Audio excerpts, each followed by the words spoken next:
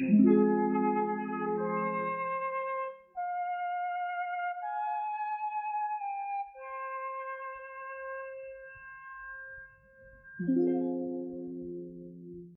the ancient realm of Asgard, where northern lights painted the skies and icy winds sang through towering pines, lived Balder, the god of light and beauty. His golden hair glowed like sunlight, and his warm smile could calm any heart. Son of Odin, the Allfather, and Frigg, the wise goddess, Balder was the joy of all gods, giants, and mortals. His hall, Breidablik, was so pure that no evil could cross its threshold. Asgard sparkled in his presence, a golden age of laughter and peace. But shadows crept into Balder's dreams. Each night he saw himself standing in a field surrounded by gods when a sharp pain struck his chest. He fell, and darkness swallowed him. These visions left him pale, his bright eyes dim, his laughter silent. The gods noticed his change, whispering in worry. Odin and Frigg called him to their grand hall, Hlidskjalf, where Balder, trembling, spoke of his dreams. "I see my death," he said. "A shadow takes my life, and Asgard mourns." Frigg's heart broke, but her resolve was iron. "No harm will come to my son," she vowed. She set out across the 9 worlds, from the fiery depths of Muspelheim to the frozen cliffs of Niflheim. She spoke to every living thing, trees, rivers, wolves, even stones, asked them to swear an oath never to harm Balder. One by one, they agreed. The oak promised its branches would not fall. The fire swore it would not burn. The wolf vowed its teeth would stay sheathed. Everything obeyed except one small plant, mistletoe, a pale sprig clinging to an ash tree. Frigg saw its frail form and thought, "This could never hurt my son." She left it without an oath. Back in Asgard, the gods tested Balder's safety. In a wide field, they hurled stones, spears, and arrows at him, laughing as each bounced off or swerved away. Balder stood radiant, unharmed, his smile returning. The gods cheered, turning it into a game, tossing weapons with joy.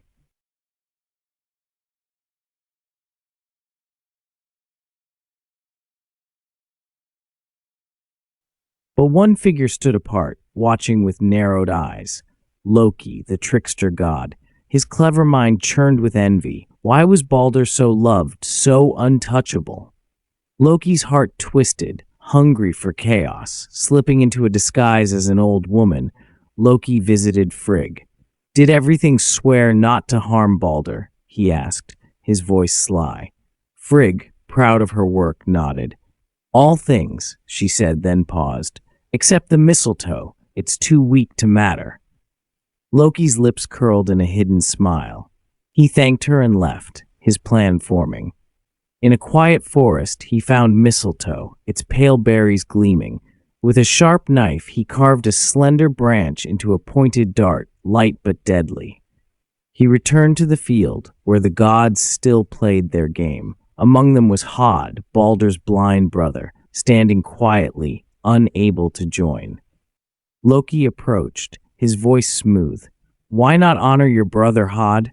Throw something at him." Hod sighed. "I'm blind, and I have no weapon." Loki pressed the mistletoe dart into his hand. "Take this," he whispered. "I'll guide your aim." Trusting Loki, Hod gripped the dart. Loki pointed him toward Balder, who stood in the field's center, arms wide, ready for another harmless blow. Hod threw. The dart flew, swift and silent, piercing Balder's heart. Time froze. Balder's smile faded. His eyes widened in shock. He collapsed, his golden light dimming. A terrible silence fell. Frigg's scream tore through Asgard. The gods rushed to Balder, their laughter turning to wails. Hod, realizing his act, sobbed, "What have I done?" Loki had vanished, his trick complete.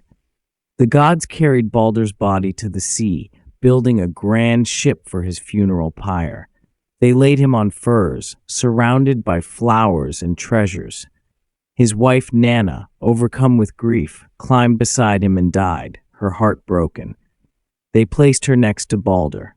Odin added his golden ring, Draupnir, as a final gift. The ship was set ablaze and pushed into the waves, its flames lighting the sky as the gods wept. Frigg, desperate, sent Hermod to Hel's dark realm to beg for Baldur's return. On Odin's eight-legged horse, Sleipnir, Hermod rode to Hel's cold hall. There sat Baldur, pale but beautiful, with Nanna beside him. Hel, grim and unyielding, listened. "If all things weep for Baldur," she said, "he may return. If one refuses, he stays." Hermod brought hope back to Asgard. The gods sent messengers across the worlds, asking all to weep. Rivers overflowed, trees groaned, even giants shed tears. But in a dark cave, an old giantess named Thok sat unmoved. "Let Hel keep him," she snarled, refusing to cry. The gods suspected Thok was Loki in disguise.